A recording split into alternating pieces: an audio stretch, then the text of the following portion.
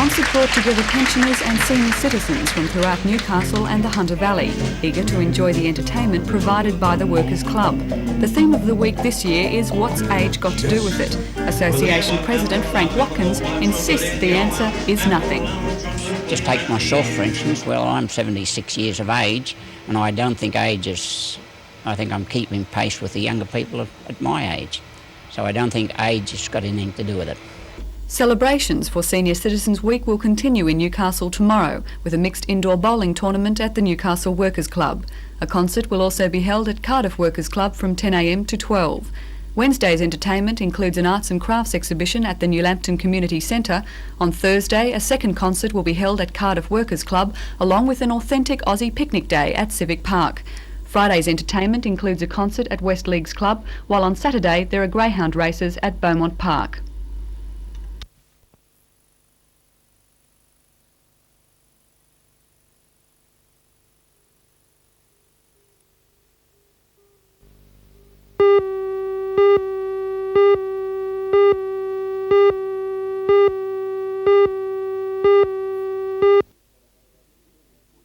The 16-footers played host last night to some of the competing sailors, club officials and representatives of the sponsor, the State Bank. It's the first time the State Bank has been involved with the event, but Regional Manager Colin Buttonshaw hinted last night that it won't be the last.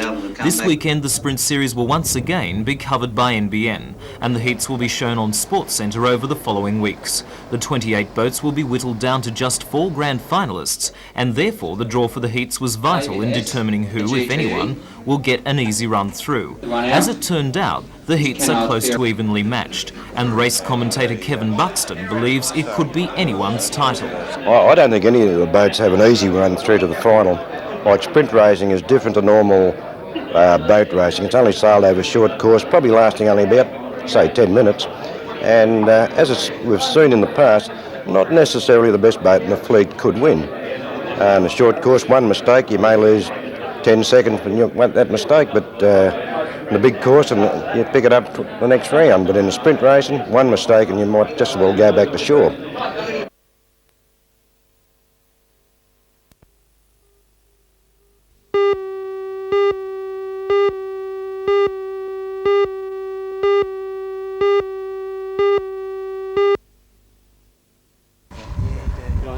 Every now and again, everyone makes a decision they later regret. Well, when I agreed to skydive, it seemed like a good idea. But when it came time for briefing and suiting up, jumping from a plane at 9,500 feet just didn't seem so appealing. Things have changed dramatically in the sport in the last few years. One of the latest innovations, and possibly the most significant in 20 years, is tandem skydiving, where a beginner like myself is harnessed to an experienced skydiver who controls the chute that we share. Tandem jumping was introduced in Australia just 4 months ago, and there are only 12 instructors Australia-wide who can take passengers up and down.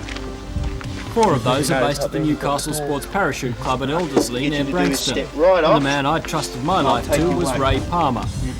It took 20 minutes to climb in our Cessna 185 to our jumping height of 9,500 feet, but would take only 4 minutes to come down.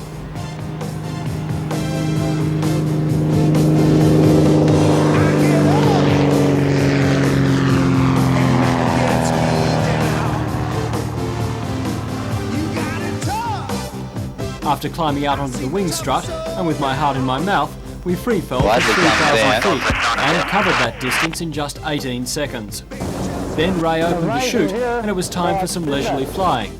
The sensation was like floating, and after the free fall, there was a chance to take it all in.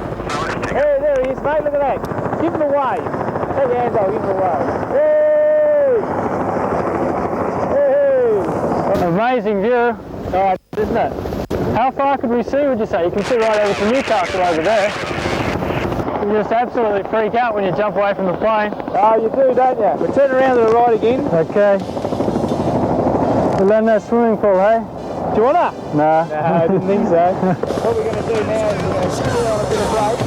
Then we're going to come straight down on the little drive. Right. Hey, all right. That's something else.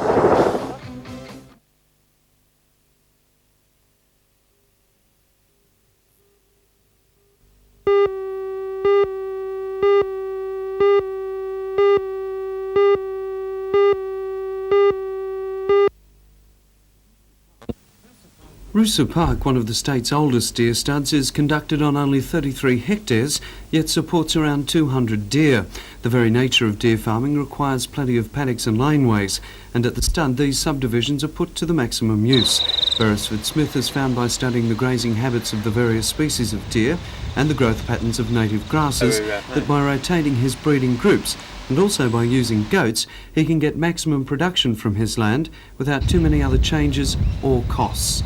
Subdivide your paddocks into no more than 5 acre paddocks, possibly 8 at the very, very most, and completely utilise. When you're running deer, or 6 species of deer, as I said, we're farming 3 particularly, there's the preference for grasses and preference with different animals. Say for instance your red deer and your fallow deer, preferably on kikuyu, rose grass, buffalo grass, natural grasses that are grown in the area. Your rooster deer will also eat the same grasses, but their preference is a couch grass. So what we do, we run the fallow deer and the red deer through first, utilise the paddock for probably 3 to 4 weeks, move them into another paddock, a fresh paddock, run the rooster deer behind them again, and to get complete utilisation, the farm also runs an Angora stud, an Ardoo stud, and also an Anglo-Nubian milking stud. We run those goats in to finish the paddocks off.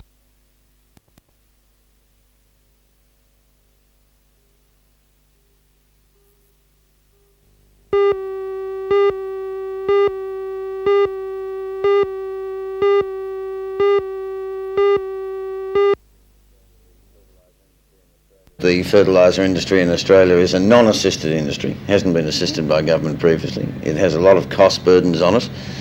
There is a great change of pattern of use of types of fertilizer, and I guess there are two things in it all. One is trying to maintain a fertilizer industry in Australia, and the second is to look to see how that industry might develop in the future.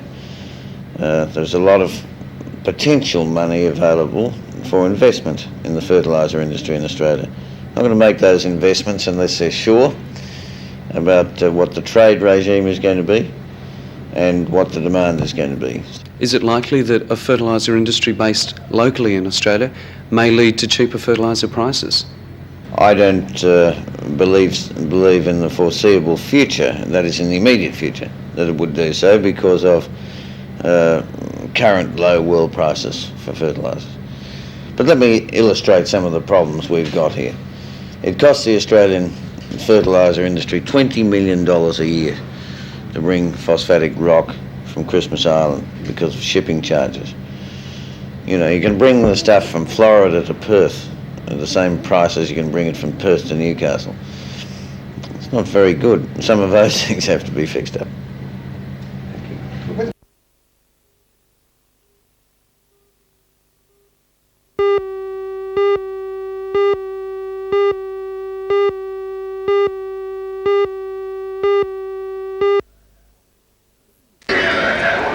Looking at the dairy cattle parading around the Newcastle showground, one could have been forgiven for believing the industry was in as fine a shape and condition as these cows. Alas, the truth is far removed. After a mass exodus of farmers from the milk sheds over the past decade, things have started to settle down, with production now keeping in line with demand. However, costs continue to rise, and those that are left are battling, trying to cut corners where possible, and in many cases, that means running the farm as a purely family operation. Situation at the moment, I've been dairying some 26 years, and by ourselves, the wife, myself and family, and it's the worst that I've ever seen it at this particular time. Bill Fraser runs a dairy at Aberdeen, and the state president of the Steam Fishing Association is well aware of the problems confronting the industry. The answer, he says, lies with the government. The government at this stage needs to make a decision, and to make a decision fairly promptly on the whole national milk marketing plan, and that will help. Therefore, I think eventually it gets back to consumers, unfortunately, that they're going to have to pay a little bit more for the product that we are producing. Then it comes back into our pockets. Increasing the price of milk in the shops will not be popular with consumers, although by volume, milk remains the cheapest liquid available these days, and as well it's unparalleled for its nutritional value. The price rise is being sought to combat rising costs that are necessary if dairies are to continue running profitably. We're battling against power costs. We've just had an 8% increase in power. We're battling against striking companies that's putting the price of machinery up, doubled in the last 4 years on some particular items that the farmer's got to buy to make his hay, to feed his cattle and this type of thing.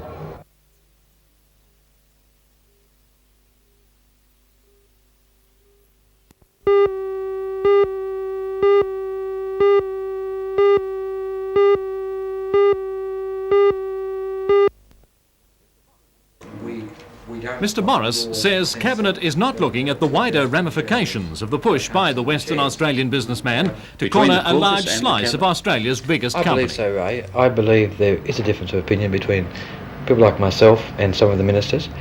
The difference is one perhaps which is qualitative. I can understand what the Cabinet's trying to achieve in terms of the market perceptions, but I think the core issue to this whole takeover bid is the future structure of Australian companies. The Cabinet isn't examining that, to my knowledge, and secondly, the Cabinet has made no provision to talk to its own members, or to its own caucus. It's talking to BHP and to Holmes Court, but it's not talking to members of the government. And I think there has to be a chance for us to at least make an input into the debate in Cabinet.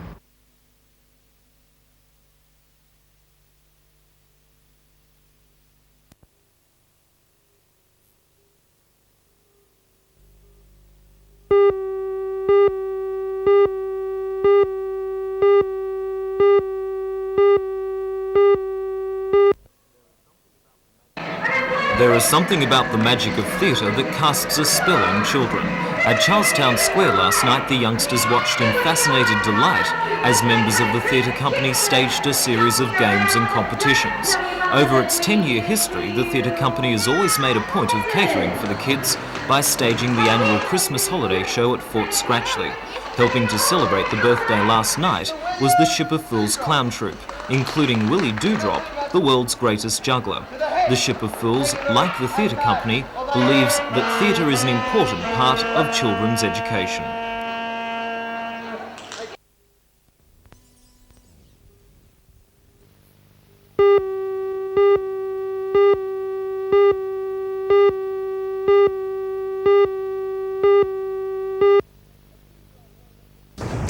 A 3-year-old boy went missing at about 11:30 this morning from Shepherd's Hill in King Edward Park. After an extensive police search, his body was found at the bottom of this cliff at about 2:15. Join Ray Deneen and Anna Manzoni for all the news tonight at 6.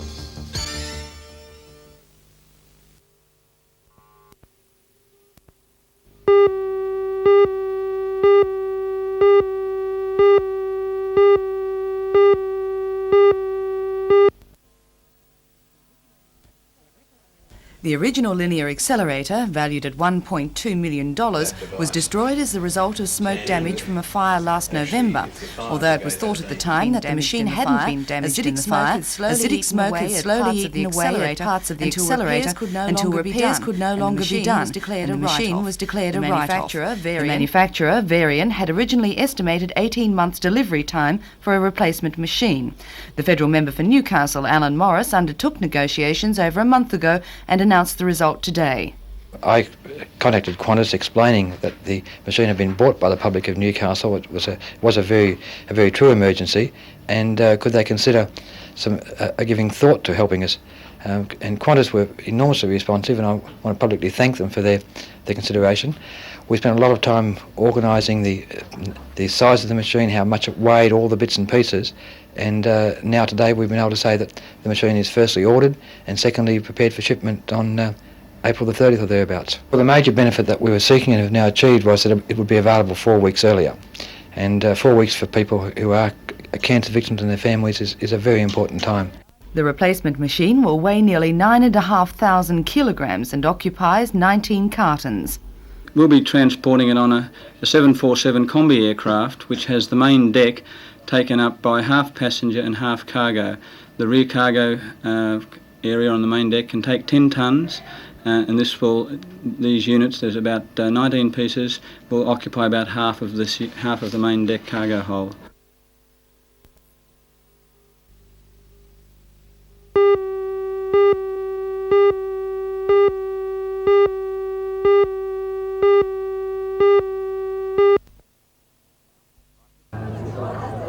something like a cross between the Spanish Armada and the Keystone Cops. 9 oyster punts floundered down the Mile River before a large crowd of locals and visitors.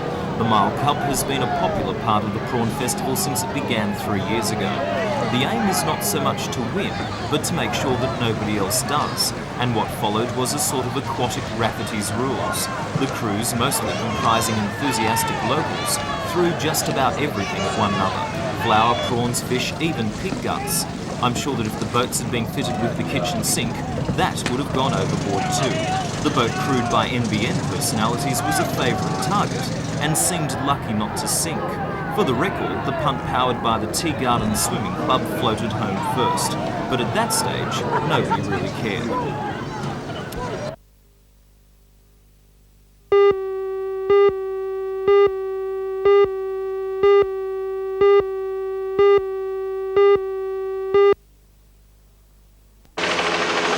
The man was hoisted in an unconscious condition by Westpac rescue helicopter from seas disturbed by a strong current. He had been kept afloat in the water by Newcastle beach surf lifesavers who went to his aid with a rescue boat and torpedo tubes. On the beach, paramedics and ambulance men worked for half an hour trying to revive the man. 2 lifesavers who had gone to his assistance were also hoisted from the water, suffering only from tiredness. Robert Jenkins helped keep the man afloat. When we got there, he was pretty delirious and there's no pulse, wasn't breathing. We stayed out there with him.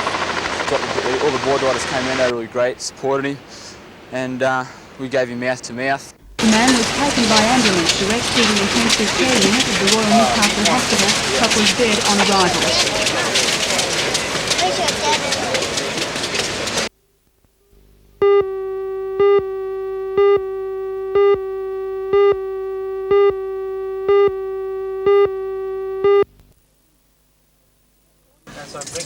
According to the Foundation's figures, the Hunter Valley, including Gosford and Wyong, has followed a statewide trend. The average cost of building a new private house has risen. In the 12-month period from December 1984 to December 1985, the average cost in the Hunter rose by roughly $9,000, an increase of more than 18%. At the same time, there has been a decrease in the number of building applications approved by the 15 local councils in the Hunter. In the last 6 months of 1984, over 2,800 private houses were approved. In the 6 months ending 1985, that number had dropped to 2,744. Research officer with the Hunter Valley Research Foundation, Ivan Skanes, explains why this trend has occurred. Well, there seems to be 3 main reasons that we can identify. That is that the interest rates for home finance is fairly high at the moment, and associated with that there is quite a bit of competition for home finance at banks and building societies. We also have some influence from the introduction of the capital gains tax. And what does this mean to the average person wanting to build a house? Probably that it's going to be more difficult to get home finance.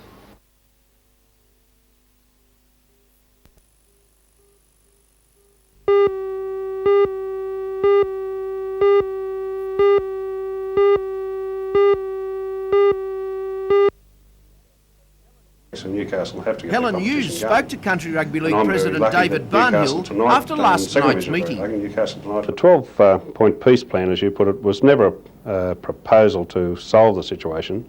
It was a proposal for people to get around the table and discuss grievances. They were the problems named by Second Division why they wanted to break away, and we claimed that if they came back to the round table, discussed these problems with an arbiter present, maybe they could be all resolved. The media released a statement that Second Division accepted a peace plan without them discussing it.